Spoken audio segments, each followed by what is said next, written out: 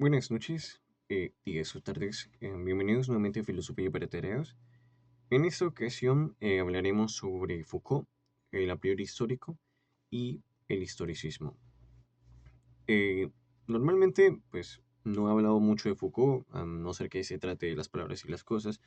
El libro de la arqueología del saber no lo he tratado, aquí en el canal al menos, y mucho menos Vigilar y Castigar.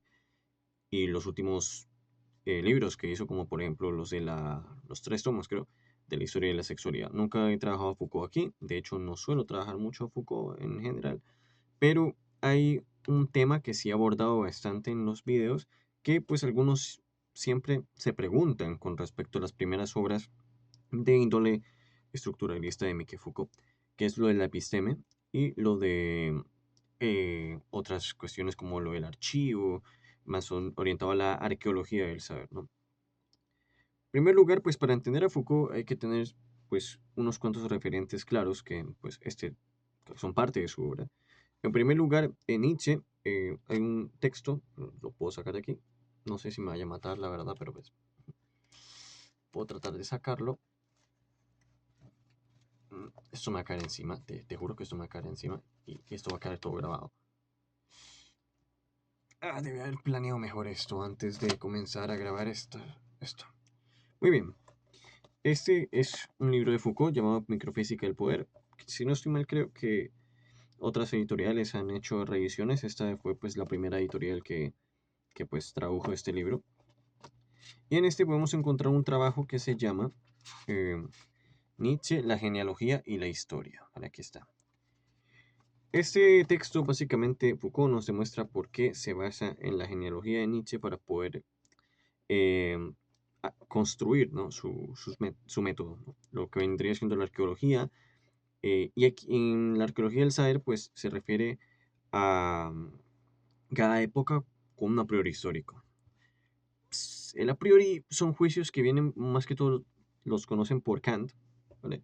En Crítica de la Razón Pura, este librito que está por aquí, a ver si lo encuentro también. En Crítica de la Razón Pura, que es este aquí, este es el primer tomo, son dos, ¿vale? Pues Kant establece la distinción entre juicios, juicios a priori, sintéticos a priori, sintéticos, bla, bla, bla, ¿no? Lo normal, lo que pues es lo primero que uno aprende cuando lee a Kant, ¿no? La distinción de juicios.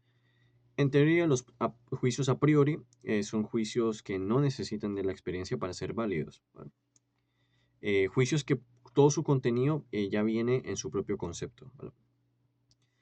Pero con respecto al a priori histórico, no es solamente un juicio, es la posibilidad de la positividad de los enunciados, o sea, de la posibilidad de todos los enunciados que conforman el discurso de cada época.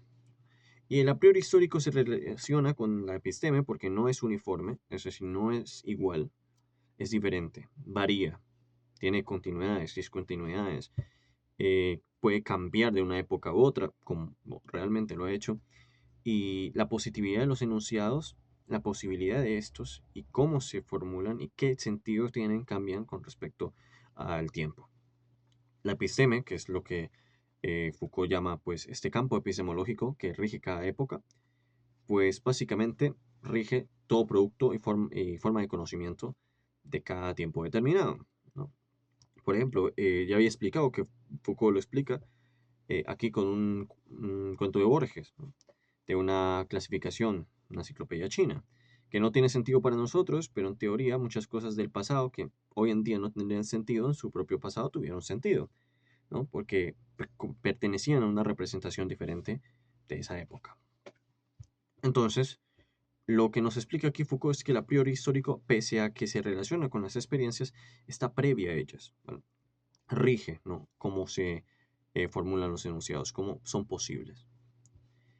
El problema aquí de todo esto, pues no es desmilitar la tesis de Foucault, la tesis principal, porque digamos que tiene validez. Es cierto esto de la representación por cada época y del cambio del significado y el sentido, ¿no? Sin irnos más lejos, por ejemplo, la historia conceptual pues se encarga de analizar esto y cómo ciertos conceptos cambian diacrónicamente y adoptan otros sentidos, por lo cual su semántica cambia, ¿no? Por ejemplo, el término holocausto, que pues no viene del griego y pues por los eventos ocurridos en el siglo XX, pues tienen otro sentido, otro significado. O sea, se le agrega otro significado y la representación del concepto cambia completamente, ¿no? Entonces, antes del Holocausto, pues obviamente no representaba todo lo que representa ahora, ¿no? Eventos traumáticos, violencia y todo esto. Pero normalmente, pues, estos cambios es bastante confuso que se relacionen con algo tan sustantivo. ¿A qué me refiero con sustantivo? Hay dos términos, son iguales, es cuestión de preferencias, que se relacionan con aquello que trata de explicar algo en específico, pero yendo más allá de ese algo. Eso lo llama Arthur Danto la sustantividad, o en el caso de William Walsh, lo llama la especulación, ¿no? Cuando algo trata de ir más allá de lo que trata de explicar, ¿no? Lo que ocurre es lo siguiente, el historicismo. ¿Por qué se puede considerar la arqueología historicista? Yo esto pues ya lo había dicho en otros videos, también en algunos escritos que he realizado, y no es algo nuevo, no es algo que yo haya reconocido, identificado como en plan, uy, he reinventado, no, no, no, no. Esto otras personas ya lo habían visto antes, pero no se le había dado mucha voz porque pues no son dos términos que se relacionen, como arqueología, al menos en términos de Foucault, historicismo, como que no, ¿no? Al igual que el término historicista historicismo ya por sí no se utiliza, porque gracias al buen Popper, que también tengo ese libro por ahí, está ahí en la torre, eh, sí, eso está, ahí no sé dónde está, pero anda por ahí, anda por ahí. Gracias al bueno de Popper, el término se confundió y no se sabe por qué. O sea, él trata de explicar que el historicismo, pues, es una especie de método que, pues, trata de prever situaciones, hacer predicciones con base a situaciones o principios particulares, ¿no? De la sociología. Realmente eso no es el historicismo en su totalidad, es una parte, un error, un efecto del historicismo, pero pues no le vamos a pedir mucho a Popper con respecto a eso. Bajo esta lógica, el sistema hegeliano es historicista, el sistema marciano, en cuanto a las propias ideas de Marx, y también los marxistas son historicistas, y en teoría también lo es la teoría de Dilthey, también lo es la concepción de historia de Nietzsche, también lo es Kant, también lo es un montón de filósofos. En teoría son historicistas, sí tratan de hacer predicciones sistemáticas del futuro. No, otro historicista podría serlo Santo Tomás, no, Santo Tomás de Aquino no era. San Agustín, San Agustín, con la ciudad de Dios y cómo explicar el futuro, ¿no? Cómo los estados del tiempo, el tiempo tiene unos estados, un punto predeterminado al que iremos, pues, que es la ciudad de Dios, ¿no? Eso lo explica San Agustín y es como una especie final de la historia. Es por medio de un sistema, que ese sistema es un sistema cristiano, ¿no? A través de esto, de, pues, de los textos bíblicos, de cómo se estructura el tiempo, las acciones humanas, hacia dónde vamos, lo que hay en el más allá, ¿no? Básicamente, puro cristianismo, puro y duro. Pues en teoría, San Agustín con todo esto estaría haciendo una predicción sistemática del futuro, ¿no? Con respecto a la teleología divina, ¿no? La teología, a su sistema teológico, que eso es una filosofía de la historia, de hecho. Se puede considerar, uy, se me fue la luz, a San Agustín como un filósofo de la historia medieval, pero eso también eso es una influencia de Aristóteles, ¿no? Porque no me acuerdo, Ética para, bueno, en fin, ese libro, ¿vale? No me acuerdo el nombre en total porque me confundo el nombre y pues sé que está ahí. Es de los pocos libros de Aristóteles que no toco mucho, pero luego lo pondré ahí en la descripción el nombre completo, pero pues es Ética para, no voy a decir, no voy a arriesgarme a decirlo mal, porque se me olvidan los nombres, en especial si son nombres propios, pero bueno, en esta prácticamente explica lo que es el telos, ¿vale? Como todo busca su esencia, su punto de origen, ¿no? Entonces, en ese sentido, pues el ser humano busca algo, la noción teológica de la historia, ese ir a alguna parte, ese buscar un punto de origen, eso es la ciudad de Dios, ¿no? En este caso. Eso es sustantividad. ¿Por qué? Porque estamos explicando el devenir histórico, el curso de la historia, del tiempo, de las acciones humanas, por algo que está más allá de ellas, algo que está fuera.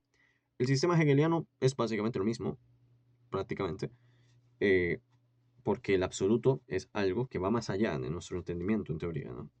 pues todas las acciones humanas que están en proceso de ello, el espíritu de los pueblos, las contradicciones, todo esto nos lleva a alguna parte, ¿no? Toda esta reactualización de nuestra conciencia a través del conocimiento, de las acciones, nos tiene que llevar a alguna parte, en este caso al absoluto. En el caso de Kant es medio confuso, ¿no? Porque Kant no ve, por ejemplo, el fin de la historia, que podría ser la paz perpetua en un estado que el ser humano debería buscar. Pero al Kant decirnos que esto deberíamos buscarlo, no está imponiendo esa predicción como totalidad, sino como posibilidad. Es posible, si el ser humano busca la paz, que la consiga. Pero en este caso, esos sistemas lo que dicen es que eso va a llegar en algún punto, que nosotros podamos inferir, o sea, influir, ¿no? Básicamente, en que esto suceda más rápido o más lento, como podría ser la abolición del capitalismo, en el caso del sistema marciano, pues prácticamente eso es otra cosa. Pero de que va a pasar, va a pasar. Y no solamente va a pasar, aquí podríamos explicarlo modalmente, tiene que pasar, es necesario que ocurra, ¿no? Entonces, pues, digamos que en este caso son especulaciones o sustantividad, porque se trata de explicar algo terrenal, algo pues empírico, algo de experiencias, de hechos, de acciones, de intenciones, de pensamientos, todo eso se explica por algo que va más allá de nosotros, ¿no? Por eso se dice que estos sistemas algunos son metafísicos, porque pues van más allá, como le dice el nombre de metafísico, más allá de lo físico, en este caso sería más allá de todo entendimiento terrenal, ¿vale? Entonces, ¿por qué ahora esto de Foucault, del a priori histórico, de la episteme, es historicista? No es porque haga predicciones del futuro, que en parte podría ayudarnos esta afirmación de que cada época tiene sus representaciones, que en un futuro va a haber una época que no va a tener la misma representación que la de nosotros. Prácticamente podríamos entender, de acuerdo al sistema del a priori histórico y de la episteme, cómo va a funcionar la realidad futura viendo los patrones del pasado, viendo que si en el pasado habían pues ciertas representaciones y modos de producción del conocimiento, ¿no? Ellos para producir el conocimiento, diferentes maneras, pues si eran diferentes y han cambiado con el tiempo, pues en un futuro también deberían hacerlo, según esta lógica, ¿no? Porque si con el tiempo se han visto estos cambios, ¿por qué de repente ahora pararía? ¿Por qué ya no cambiaría en el futuro? ¿Por qué en el futuro no habría una época determinada donde la representación sea totalmente diferente a la nuestra? ¿No? En este caso, lo es. En, en nuestra actualidad, en nuestro presente hoy en día, estamos en una era digital, una era de la saturación de la información. Todo se representa de una manera diferente a como estaba en el siglo pasado. La tecnología ha avanzado demasiado, la ciencia ha avanzado demasiado, y prácticamente no estamos hablando de los mismos términos. Y como no estamos hablando de los mismos términos, pues la representación cambia, ¿vale? La representación cambia bastante. Entonces, pues vemos que sí cambia, y pues en teoría, de acuerdo con esto, podríamos predecir el futuro de que va a cambiar, ¿sí? Esto es algo muy común en las teorías historicistas, ¿no? Nos ayuda a predecir el futuro en ciertamente, parcialmente. ¿En qué nos ayuda, por decirlo parcialmente? En que no podremos predecir el futuro sabiendo cómo va a ser exactamente esta representación que va a cambiar. Solo sabemos que en efecto va a cambiar. ¿Cómo va a cambiar? ¿O por cuál va a ser reemplazada nuestra representación actual en un futuro? No lo sabemos, eso simplemente no lo podemos saber. Pero en términos generales sabemos que ese cambio va a suceder, ¿no? Entonces, pues, esto es algo muy general de las teorías historicistas, ¿no? No nos da una predicción exacta, nos da una predicción parcial de posibilidad, ¿no? Está la posibilidad ahí de que cambie. ¿Podría no cambiarlo? No cambiar en ese sentido. Pues la verdad, por ejemplo, la posibilidad está ahí, tal como está la posibilidad de que la raza humana se extinga en, no sé, 20 años, ¿no? Podría pasar, fácilmente podría pasar, y que ya no haya representación alguna porque ya no hay ser humano. Entonces, pues, ya no va a cambiar la representación, porque ya no hay representación. Básicamente, el futuro es una infinidad de posibilidades que, pues, podemos tratar de esbozar algunas, pero no estar 100% seguro de que vayan a pasar. Entonces, ese es un factor historicista. Otro factor historicista, porque el historicismo tiene diferentes efectos y diferentes consecuencias con respecto a las premisas que comparten. Una de ellas es un historicismo que es muy parecido al de Kuhn, ¿vale? hemos hablado aquí antes de Kuhn, hemos hablado aquí de su libro, la estructura de la, bueno, ni siquiera lo voy a mostrar porque ya lo he mostrado bastante, la estructura de las revoluciones científicas, cómo funcionan los paradigmas, ¿no? Y cómo funcionan las revoluciones científicas, cómo funciona o cómo opera la ciencia normal.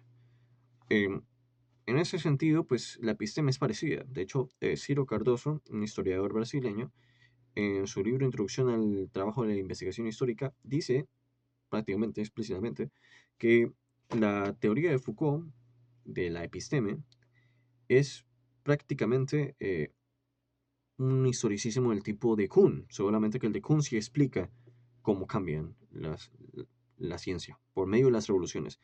Ese término, la revolución científica produce el cambio de paradigma, mientras que la episteme no sabemos exactamente cómo cambia, ni qué momento cambia, ni por qué. Foucault nunca explica esto, nunca lo explica. Simplemente para él son como cambios demasiado grandes que no se pueden como reducir a un solo evento como una revolución, ¿no? Como una revolución científica. Sí, es cierto que la revolución científica, pues, cambia el paradigma, ¿no? Como por ejemplo la física newtoniana cambió completamente el panorama de la filosofía natural, al igual como en el siglo XX, Einstein cambió completamente el paradigma de la física clásica, ¿no? Y así poco a poco fue cambiando la física, en este caso, pero también ha cambiado las ciencias naturales, también ha cambiado la historiografía, también ha cambiado la sociología, desde el siglo XIX que se funda hasta siglo XX y siglo XXI. También ha cambiado. Entonces, pues, esas revoluciones, digamos que nos ayudan a entender cómo cambia, cómo opera la ciencia en cierta manera, ¿no? Pero un problema de esto es que, y también del relativismo en general, con respecto al historicismo, es que en teoría la verdad que surge a partir de estas teorías que cambian con el tiempo es relativa a su tiempo, ¿no? Entonces la verdad, no hay una verdad que pueda ser atemporal, ¿no? Porque cada verdad va a estar condicionada con su estrato temporal. Eso es un problema de Foucault, ¿no? Que la verdad discursiva pues hace parte del discurso que a la vez solamente es posible y positivo con respecto a su estrato de tiempo, ¿no? El a priori histórico permite la posibilidad de la positividad de los enunciados, de que sean posibles, pero son posibles en un tiempo dado y son verdaderos en ese tiempo dado, pero pues no pueden ser atemporales porque en teoría, con un cambio de representación, con un cambio de producción del conocimiento, este discurso ya no va a ser verdadero, sino que puede ser falso en otro. Eso es sí, no en algunas cuestiones. En cuestiones ideológicas, en cuestiones, por ejemplo, más controversiales, sí es verdad, ¿no? Sí es verdad, si es que hemos prescripciones, ¿no? En el pasado, obviamente, eh, ojo, aquí hay un pequeño problema, una confusión. Hay personas que hablan de la esclavitud, como en plan que la esclavitud, dicen, era verdadera antes y ahora ya no.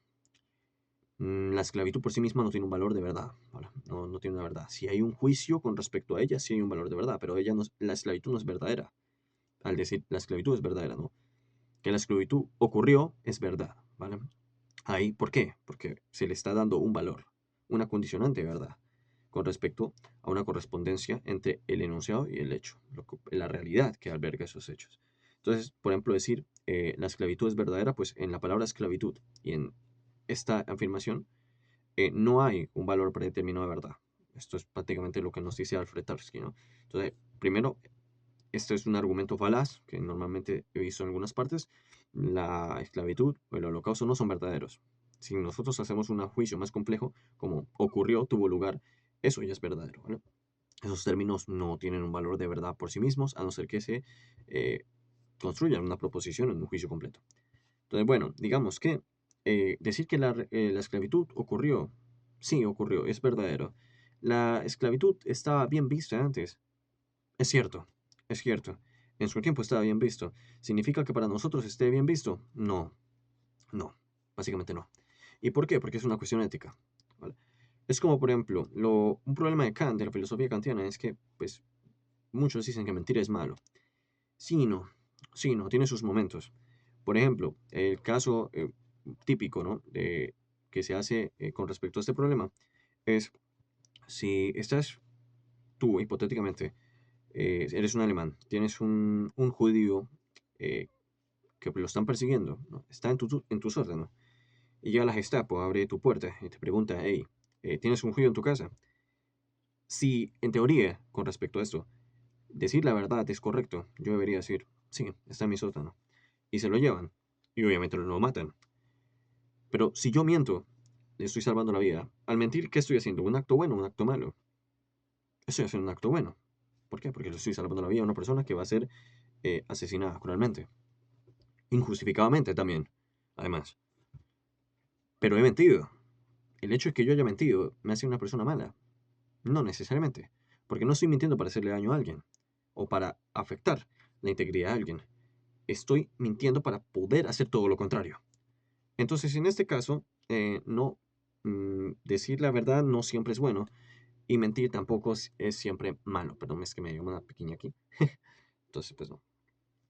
Entonces, no siempre hay que tomarlo así, ¿vale?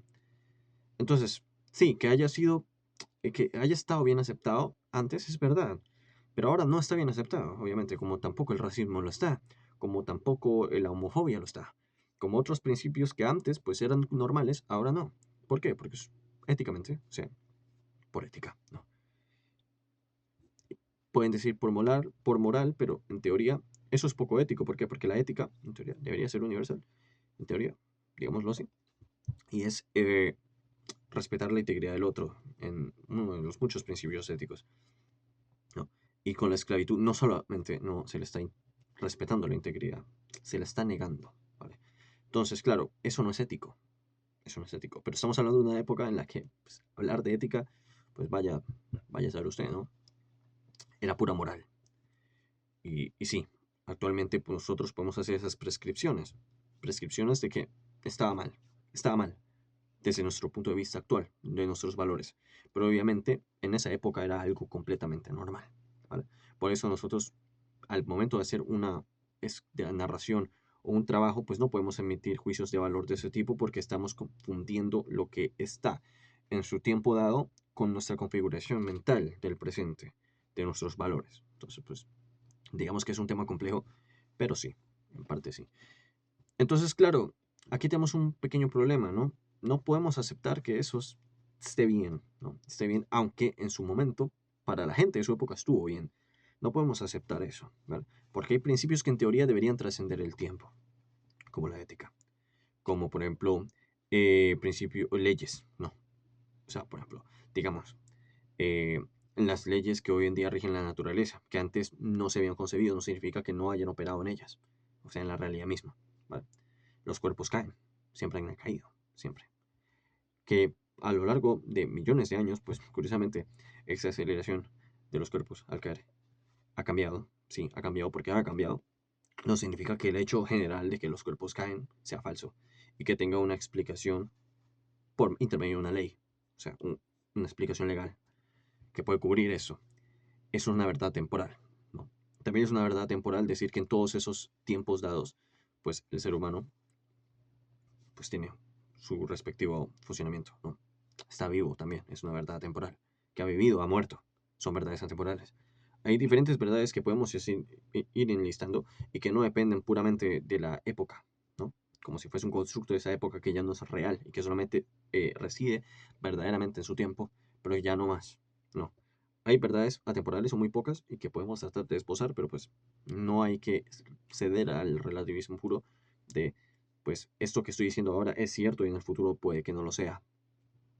Pasa mucho con los valores, pasa mucho con las ideologías políticas, pasa mucho con los juicios, pero normalmente no pasa en general con diferentes teorías científicas y demás. Entonces, pues esa premisa del historicismo yo no la veo correcta y pues es un problema, ¿no? Si entendemos la arqueología de esta manera, la arqueología en ese sentido es historicista.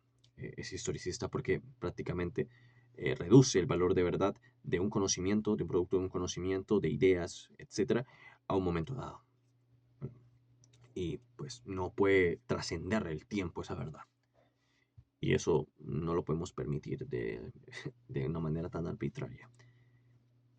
Básicamente, eso es otro problema del historicismo. Entonces, sí, podríamos decir que la arqueología de Foucault es ciertamente historicista, ¿no? ¿Tiene algo de malo? pues anomalías. Eso es lo que ocurre con las anomalías. También le pasa al marxismo, solamente que los marxistas son muy y están muy metidos en su cuento de que materialismo, materialismo, materialismo, materialismo, y que metafísica no, el no, cuando pues prácticamente sí, los principios marcianos, no marxistas, marcianos, se pueden entender metafísicamente. Sí, podemos decir que es parte de la influencia de Hegel. O sea, estamos hablando de un hombre que basa su teoría con influencia de un idealista. Algo de idealista va a tener, ¿vale? Pese a que Marx lo que hizo fue invertir la dialéctica. Está usando la dialéctica de un idealista. Obviamente algún residuo de idealismo va a quedar en lo que haga Marx si tiene una de las influencias más idealistas y metafísicas de la modernidad. Entonces es normal, es normal. Y eso no, pues, reduce o niega las ideas de Marx. Hay personas que dicen que por el hecho de que se pueda entender el marxismo como un historicismo más o menos moderado, no radical del tipo especulativo sustantivo como el de Hegel, aunque sí sustantivo, en prácticamente como lo dice Danto, porque trata de ir más allá de lo que es la historia, pues eso no niega las principales tesis del marxismo. Pero hay marxistas que sí se toman muy mal estas afirmaciones. Pues yo pienso que no deberían azararse tanto. Yo pienso que deberían bajarle 2 rayas y calmarse. Que siempre los veo como muy agresivos y muy tocados por ahí. Pero es eso.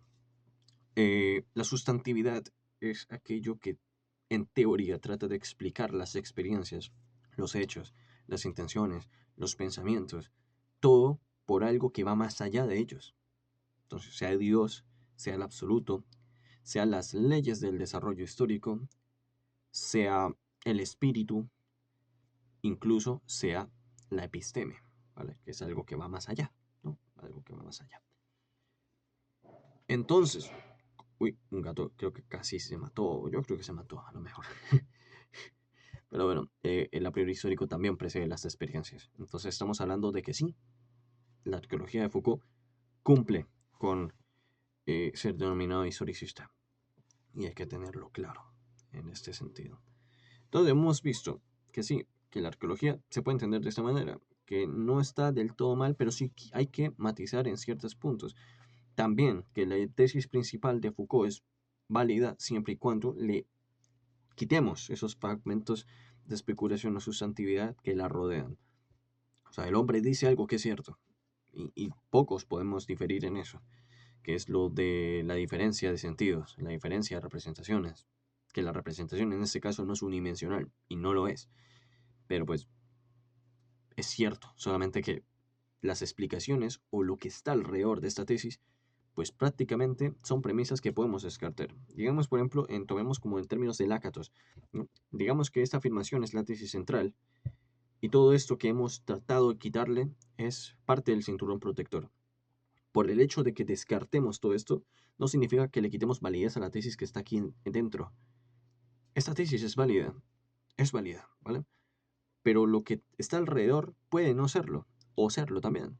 Pero por eso, porque se pueden descartar. Pero la que está aquí no. Si la tesis central se descarta es porque es completamente falsa y no se puede rescatar nada de ella. Pero siempre y cuando se pueda rescatar algo de ella, la tesis va a estar aquí tranquila, ¿no? Una tesis general, que es básicamente decir que el sentido del pensamiento, de implicaciones, del discurso, etcétera, cambia con respecto a la época, sí, sí cambia. Entonces, esa tesis en general está aquí. Pero ya decir lo del a priori histórico con respecto a la posibilidad de los enunciados previa a la experiencia, ya con decir que la verdad de estos discursos y de estos enunciados es dependiendo de su época, y bla, bla, bla, y todas estas cosas que están alrededor de la tesis central se pueden ir descartando porque poseen sustantividad. Y como poseen sustantividad, pues en caso de que tengamos un proyecto o que tengamos un programa más avanzado con respecto a otros tipos de realismo o con otros modelos epistemológicos o teóricos, pues simplemente eso no nos conviene, dependiendo también, ¿no? Si aceptamos, si fuésemos investigadores que aceptan estas sustantividades, pues eso poco y nada nos afectaría. Pues simplemente iríamos sabiendo que estas cosas pues pueden ser contraproducentes para una explicación o para nuestros fines en caso de que quisiéramos tener unos fines científicos. Pero pues si nosotros queremos esos fines, simplemente los descartamos. Pero si no, si simplemente somos pues investigadores que simplemente solamente les gusta escribir y ya está, y no comprometerse tanto con lo que es la explicación maciza, ¿no? Rigurosa, pues en teoría eso no debería importarnos mucho y no debería pues afectarnos ni quitarnos el sueño. Eso es todo. Básicamente, como ya he tratado de resumir, pues la tesis de Foucault de la arqueología del saber es válida, sí, obviamente pues, es válida, ¿no? No se utilizaría tanto si algo de ella no fuese válida. Es válida. Con respecto a un análisis, pues ya más analítico, pues tiene sustantividad en las premisas que la rodean, pero la tesis central es válida, y pues decir darle la razón a Foucault no hace que te comprometas con toda su obra. Decir que Foucault tenía razón con el cambio de las representaciones y de cómo los discursos y los enunciados que conforman estos cambian y que son a veces discontinuos o continuos, esto no es algo completamente falso, ¿no? No es falso, de hecho. Podrías estar de acuerdo con él y no tener que ser un Foucaultiano ni estar en su línea, simplemente decir que es cierto. Al igual que Kuhn tenía razón al decir que pues, las revoluciones científicas ocurren y cambian los paradigmas. Eso es parcialmente cierto. O sea, esa tesis central es cierta, pero todo lo que es alrededor de él, lo que es el relativismo, lo que es la verdad condicional, bla, bla, bla, todo esto, es de lo que podemos prescindir. Pero la tesis central, como bien está Lakatos, el bueno de Lakatos siempre funciona en estos casos, está ahí. Está ahí en el centro y pues es válida y sigue siendo válida. ¿Vale? Entonces, video un poquito largo. Sé que no muchas personas hablan de este tema, al menos no lo he visto así en YouTube, porque no es, repito y reitero, no es muy común relacionar a Foucault con la palabra historicismo. En especial no es común utilizar la palabra historicismo hoy día, porque ya había dicho yo antes en el video que gracias a personas como Popper, pues ya la gente no entiende qué diablo significa historicismo. Pero pues sí, se puede hacer la relación, la correlación, pero pues tampoco es que digamos así que te cambie la vida, ¿no? Entonces es simplemente como para aprender algo nuevo, pero no creo que no creo que te cambie la vida saber esto. En fin, sin mucho más que agregar, muchas gracias por ver el video, espero que se encuentren bien y pues todas esas cosas que conllevan sentirse bien. Nos vemos en la próxima. Adiós.